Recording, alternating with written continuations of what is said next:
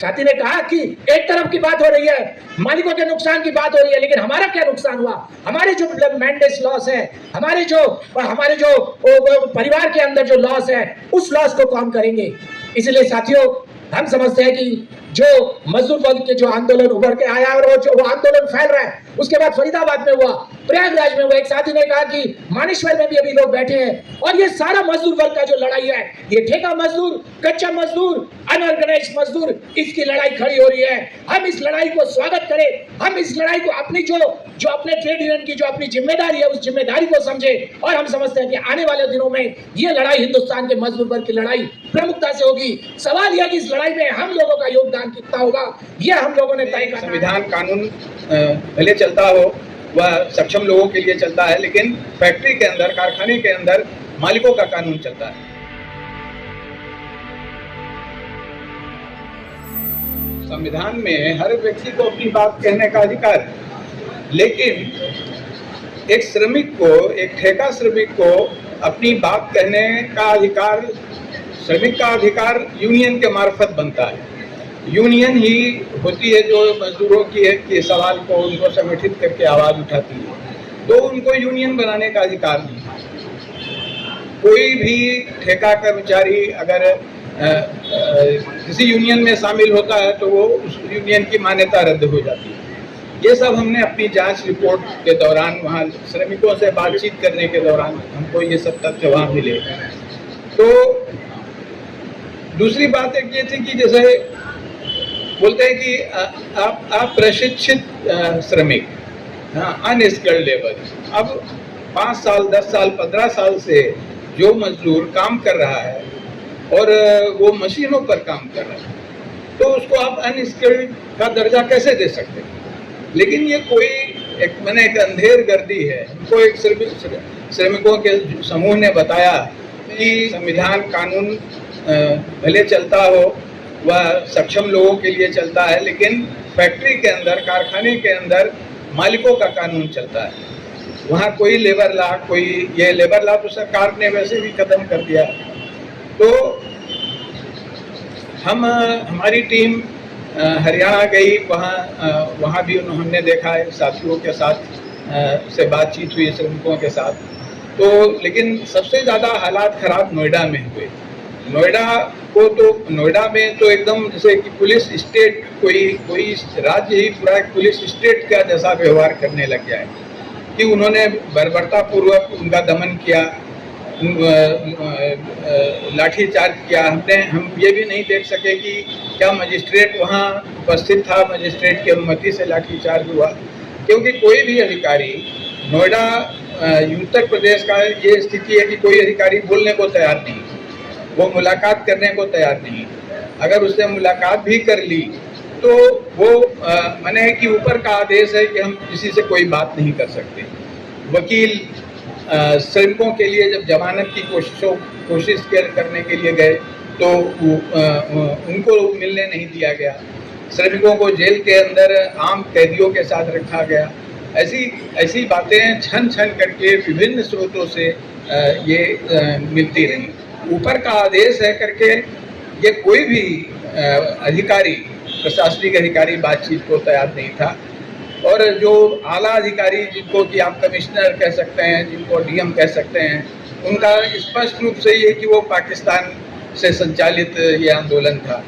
अब 10,000 रुपये में 10 साल 15 साल से जो श्रमिक काम कर रहा है, महंगाई, भीषण महंगाई, ये सब इन स्थितियों पे आप सब जानते हैं, इस पर हमको क्या कहना। लेकिन इन हालातों में मजदूरों ने आंदोलन किया, मार्च निकाला और उनका शांतिपूर्ण था। हमको ऐसे तथ्य मिले वहाँ की प्रशासन, पुलिस और कंपनी के गुर्गे, जिनको कि बाउंसर, गुंडे जो भी कहिए, उनका संयुक्त हमला हुआ। उन्होंने हिंसा फैलाई, आगजनी की, श्रमिकों पर हमले किए। ये सब कुछ ऐसे हमको तथ्य वहाँ बातचीत के दौरान दिखे। आतंक का माहौल तो नोएडा में ये रहा कि हमारी टीम 11 दिन बाद वहाँ घटना पर गई और कॉलोनियों में जगह जगह पुलिस लगी हुई थी जहाँ की श्रमिक रहते हैं। तो श्रमिक सड़क पर रुककर बात करने के लिए तैयार नहीं थे। बहुत बहुत मुश्किलों से जाकर के कुछ लोगों ने बातचीत की। तो मैं ये कहना चाहूँगा कि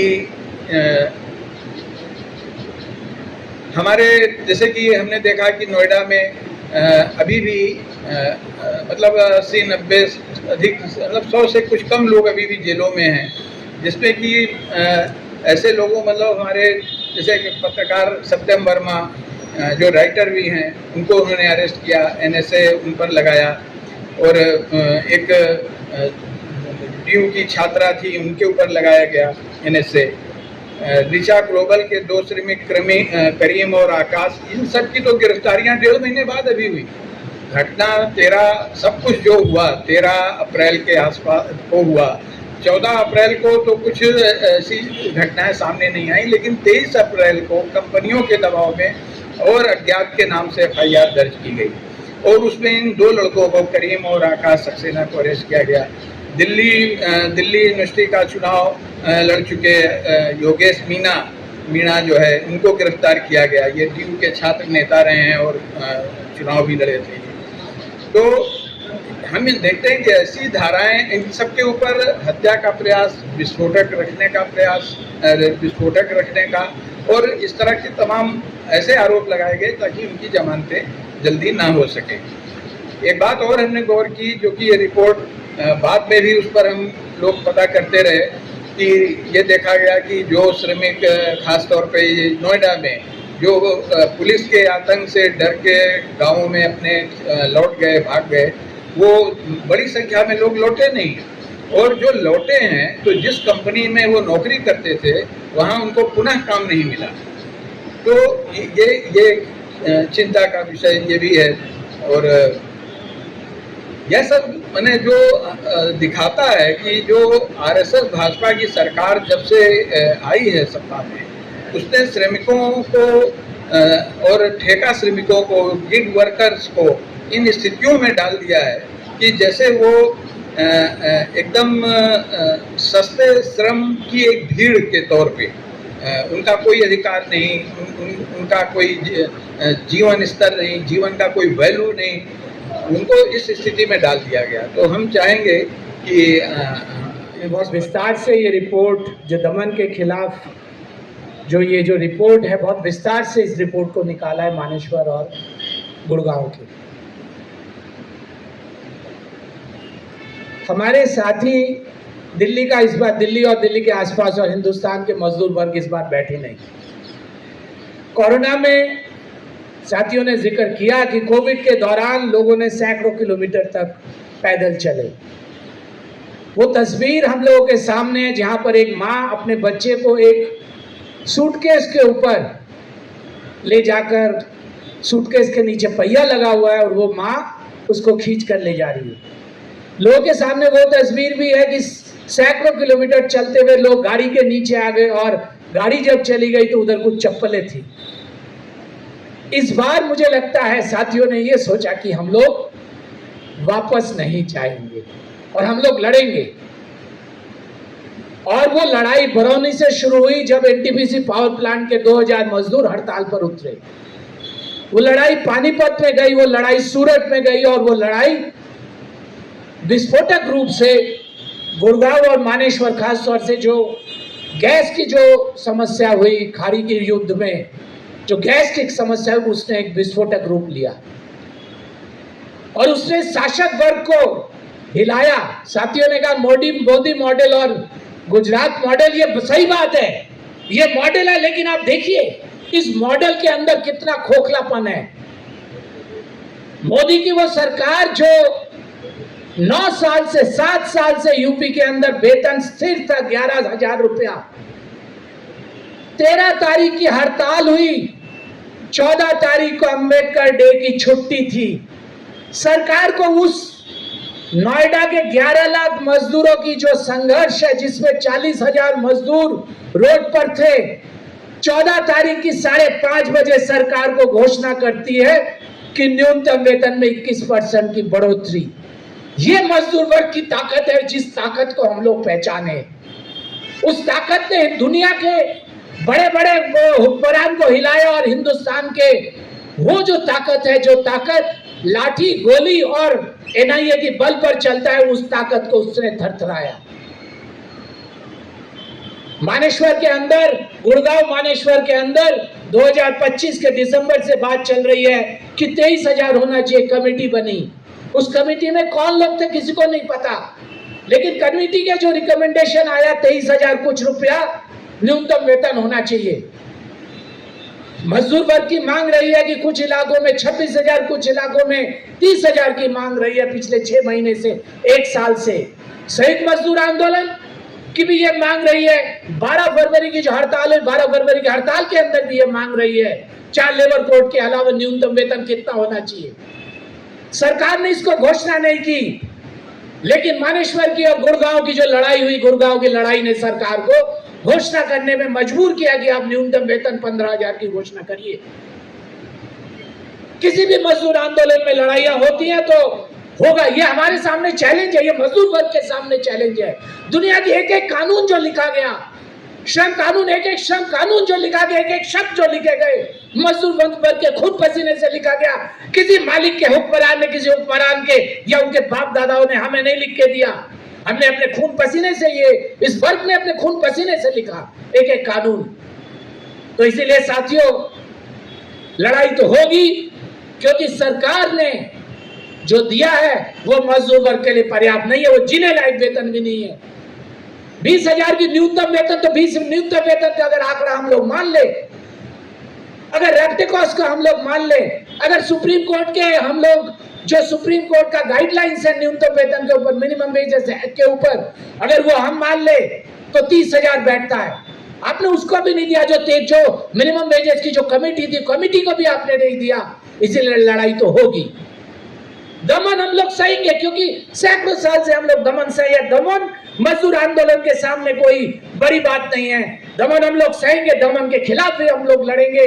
जनसेना के साथियों ने बहुत बढ़िया प्रयास किया, बहुत सारे लोग, वकील लोग लगे हैं जो प्रयास कर रहे हैं लगातार कि लोग निकले। अब देखिए 13 तारीख की घटना है, जून के इस महीने के 10 तारीख को एक साथी को, जो किसी समय जो है रिचा गारमेंट्स में काम करते थे, 2 महीने बाद किसी तीसरी फैक्ट्री के गेट के बाहर, रिचा गारमेंट्स छोड़ के वो किसी और फैक्ट्री में गए, उस फैक्ट्री को छोड़ के किसी और फैक्ट्री में गए, उस फैक्ट्री के बाहर इस महीने के 10 तारीख को उसे उठाया गया है 2 महीने बाद।